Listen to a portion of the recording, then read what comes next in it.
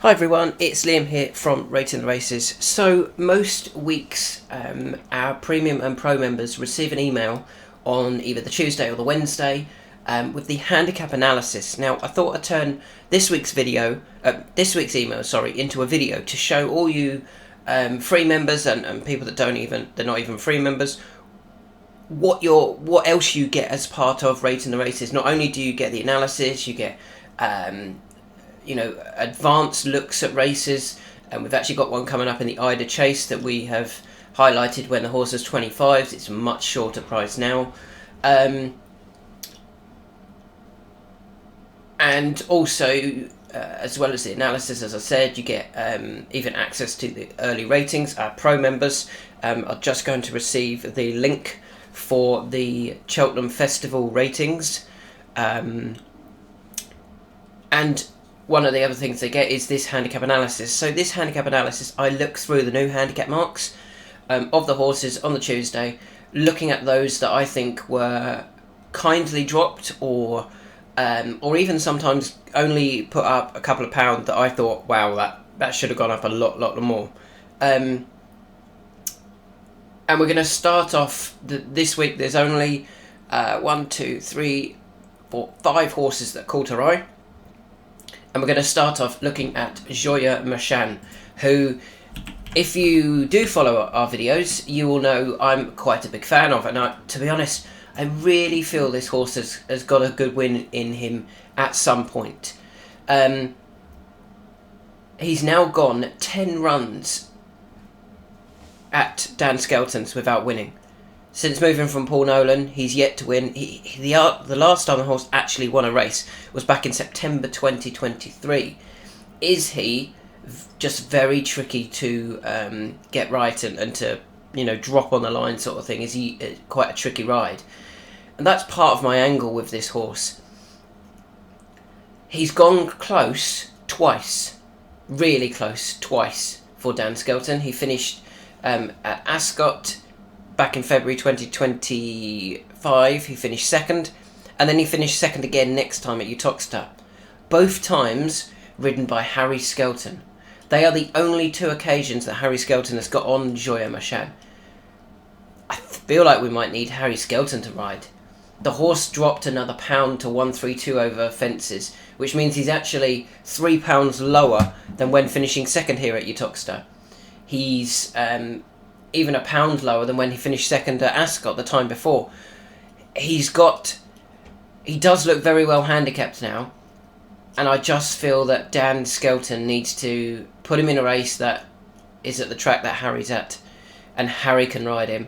And I think we might see that Harry's able to get this horse home over that, over the 3-mile trip and off his current handicap mark. He's one I'm interested in, but I might be leaving him alone until Harry Skelton gets on board.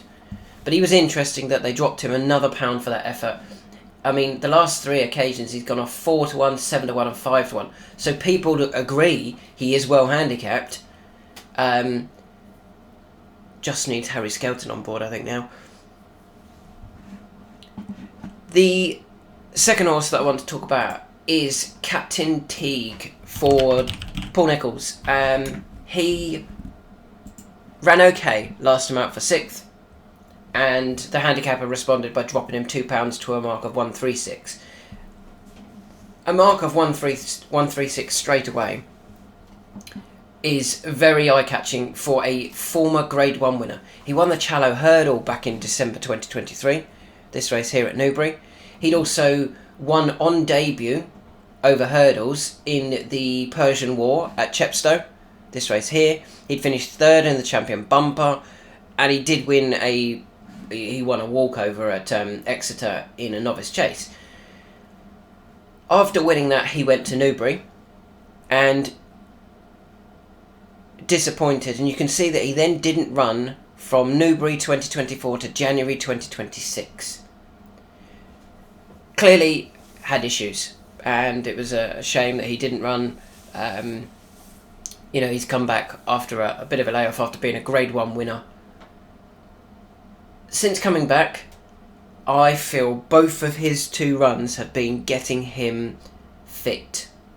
And what I mean by that is, first of all, they ran him over 3 mile. I think they knew he wasn't going to stay that trip. They knew that they would get a little drop in the handicap. They could pull him up quite early and say, look, he needed the run. And then even last time at Ascot at the weekend, he was given an interesting ride. What I mean by that is he was right out the back under Harry Cobden. Never put in the race, slowly crept into it, finished they never near a 6th essentially. Well, he had been a bit nearer, but finished 6th, never good enough to really make massive inroads into the leaders. But he was held up. If we went back to his run in the Shallow Hurdle, he was always prominent. If we go back to his run in the Persian War, he was right up there with the leaders.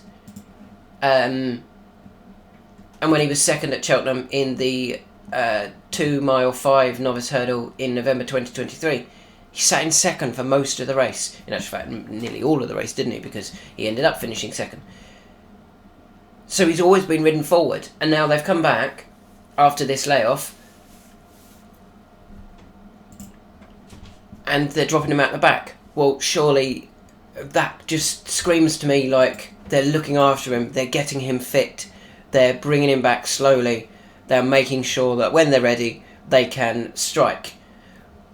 They could look at something at Aintree, because he's not been given an entry at Cheltenham, but I hope they actually...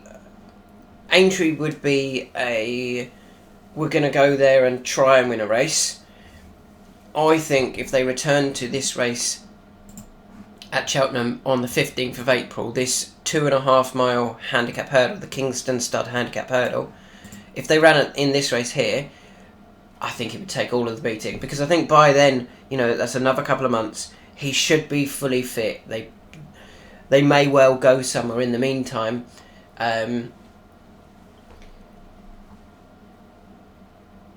and get another fitness run into him. Does he need another one? I don't know. Maybe 2 is enough.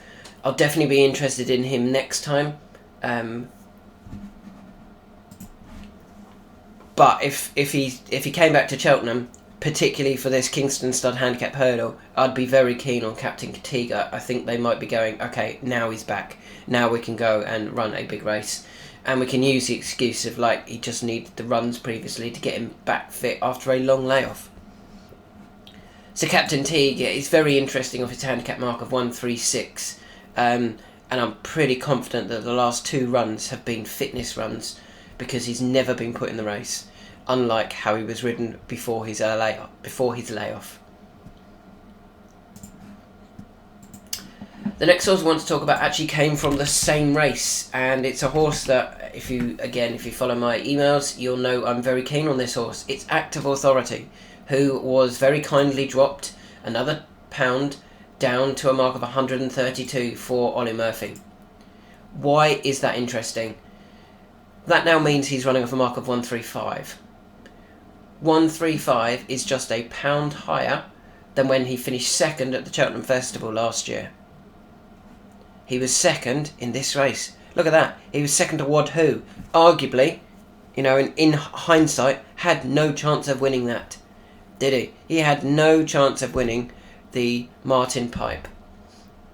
And what can we say about that? Like, he was well clear of Raglan Road. He beat Raglan Road by 4.5 lengths.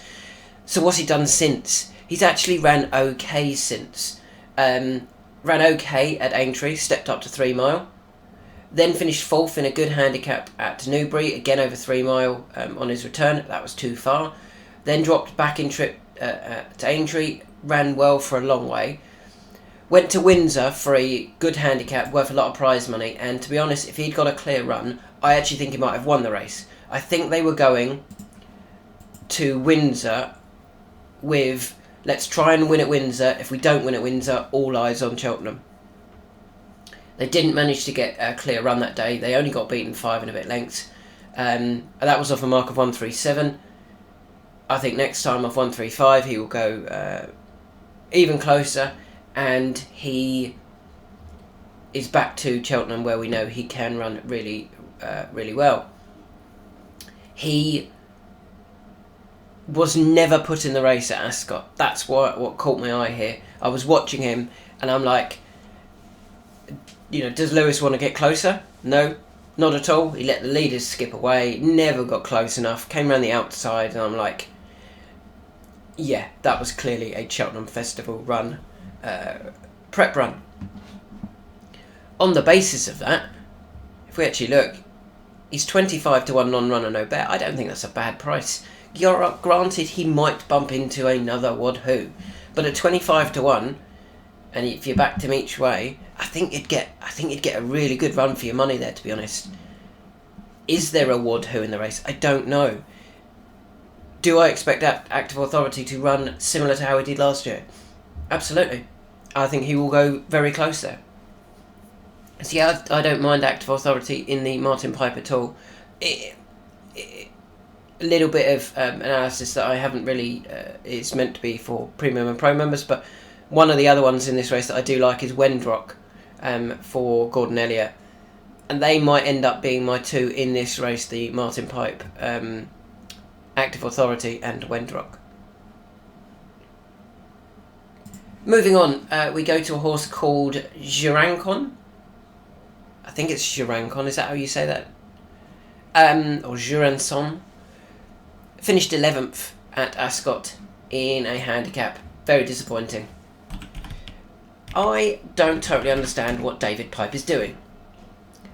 Since coming back this season, you can see he's been to Cheltenham, Newbury and Ascot. 3 feature tracks. He's finished 7th, 8th and 11th. Disappointing. Over 2 mile 5, 2 mile 4 and 2 mile 3. Right, why did he need to step up? Look at his previous form before, from last season. Newbury, 2 mile first. Newbury, 2 mile first. Exeter, 2 mile second. Chepstow, 2 mile first. Worcester, 2 mile second. Hereford, 2 mile first. Newbury, 2 mile second. Chepstow, 2 mile first. He's a 2 miler, isn't he? Drop him back to 2 miles. Drop him back to 2 miles and at least just let us see if he's if he needed further. I never totally understand why horses, why trainers do that. They have a horse and they bring him back out the following season over further. Why did they need to? Why didn't you stick to 2 mile and see if 2 mile was right? If it didn't work, then you can step him up and trip. They've gone straight up and trip and not given him a chance to demonstrate that actually he's a 2 miler. Yeah, I thought that was a very strange campaign so far from David Pipe and Brocade Racing. Maybe they just want to go to the feature tracks and he's like, I don't know where to run him, I'll run him in these races. But like some of his form from last year or last season is very good. You've got to remember he beat Tripoli Flyer in a maiden hurdle at Chepstow. That horse is rated 142 over hurdles. Jurancon is rated 129 and Jurancon beat Tripoli Flyer off level weights. Yeah, I don't understand the need for Jurancon to have gone up in trip. Drop him back to 2 mile and let's see how he gets on. That's what I'd like to see them do with Jurancon. And yeah, he'll be very interesting if he does drop. So he dropped £2 down to a mark of 129. As I said, his form over 2 mile reads 1, 2, 1, 2, 1, 2, 1, 1. And his form over 2 miles 3 and further reads 7, 8, 11. Surely that's an obvious one. And finally, the last horse that we're going to talk about in this video is a horse, to be honest, that is probably the biggest mistake from the handicapper this weekend in terms of the new handicap mark. And that is Welsh Charger. So Welsh Charger has been dropped £4 for his effort at Taunton. £4 his effort at Taunton on heavy going. It was heavy going when he ran. So why did the handicapper drop him £4 for that? Look at all of his previous runs. They've all been on good to soft and soft. Much better ground. And if we actually look at his previous runs, they weren't bad at all. He finished 6th in this handicap behind Willful, Hot Fuss, Alexei, Mondo Man. Mondo Man's going to win a handicap later this season. Alexei's, is he champion hurdle bound? Hot Fuss went and won at Windsor. Willful, I think, finished second at Windsor. And if we go back even further, we've got Live Conti behind in 10th. Favour, who's going to win the Imperial Cup this year. Fiercely Proud was 12th. He's come out and won since. It was a really hot race, basically. Welsh Charger that had also ran in the Great Wood Hurdle behind Alexei, Helmvine, Favour. Welsh Charger was 4th. Back in 5th was Fiercely Proud. Back in 9th was Iberico Lord.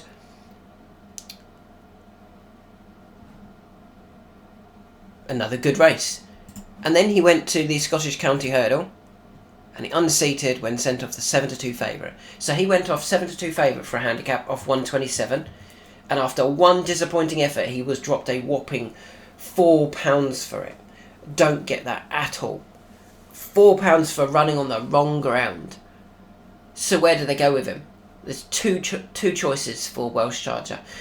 For me, I think you put him in 2 races and you'll very quickly know which one you're going to run in. You either go for this handicap at Ayr on the 17th of April. It is the 2 mile handicap here. It's for horses rated 0 to 130. He'll get in that fine off 123, and I think he'll win that. It's a slightly easier race. It's in April. You'd hope the ground is a bit better by then. And he's actually got a decent bit of form there. He went to the Scottish Champion Hurdle last year and he finished 5th behind Cracking Rhapsody, Carol de Matan, Betty and Dysart Enos. That's good form. And he was only beaten 2 lengths. So if he turned up in this race at Ayr, I think he would take all of the beating. He should be favourite, and I'd be certainly backing Welsh Charger. At the same time, you enter him in the race on Saturday, the day after this race, for the Scottish Champion Hurdle. Because when he finished 5th last year, off beaten just 2 lengths, he was rated 130. He'd be £7 lower than this year. He would be thrown in, basically, for that race. But, off 123, is he likely to get in? I'm not sure. So that's why you enter him in the race on Friday as well. And on the Wednesday, you probably know whether you're going to get in that Scottish Champion Hurdle or not. If you're not, you declare him for the Friday race. And if he runs on the Friday, he should take all of the beating. So there's a few horses that I definitely want to keep an eye out for. Joya Machan when Harry Skelton jumps back on board. Captain Teague, particularly if he ends up in the handicap in April at Cheltenham. Active Authority, I think, is a decent bet, a non-runner no bet for the Martin Pipe. I think he'll turn up there anyway, but you might as well take the non-runner no bet because that's the biggest price you can get as well. At 25s, finished 2nd in it last year, beaten by Wad Who, is only £1 higher. Girancon needs to drop in trip, needs to go back over 2 miles. Could be very interesting if he does come back over 2 miles. One thing I forgot to mention is when he did return in November, he only went off 16 to 5. 4.7 on the exchanges. He was expected to run well off a layoff over a trip that wasn't right. Get him back to the right trip and I think he will go really well. And Welsh Charger got to go to Ayr. If he runs at Ayr, I think he'll take all of the beating in either of those 2 races that he runs in at Ayr. If he goes for the easier handicap on the Friday or the Scottish Champion Hurdle on the Saturday. So that's just another little video of what we do at Rating the Races, the handicap analysis. This is normally sent in email form, but I thought I'd send it to everybody as a video form so that you can see or hear a little bit more what we provide at Rating the Races.